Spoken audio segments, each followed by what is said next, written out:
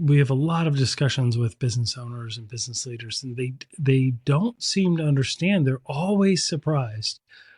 Why won't these guys get caught? Like, why won't they get caught? Why won't they be prosecuted? And I try to explain, and they really struggle to understand that, because here in the States, like, it's clearly illegal. So what's your perception of that? I think that folks are looking at this under a lens that is really focused on our experience of criminality in our typical everyday lives. And that's Yeah. just not something that exists from an international relations perspective. And I think that's the first thing that people need to recognize, So a is that we're not geocentric talking about. view. We have a geocentric view of it. Absolutely. Because take, for example, my work in the US Air Force. I did what is likely considered cyber crimes on behalf of the US government. Was it the Equifax breach? Yes, the Equifax breach. A couple years went by. That happened in 2017.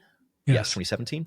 And then in 2020, 2021, we actually indicted the members of the PLA in Mm-hmm. China who participated in that attack. That is something that terrifies me. And the reason it terrifies me is because they're on behalf of the government doing a government's objectives, and we indicted them on a individual basis. That person can no longer go anywhere in the Western world, despite the fact that they are not a cyber criminal. There's a lot of things to really consider when we talk about international relations and cyber crime, and that also includes intergovernmental trade relationships too.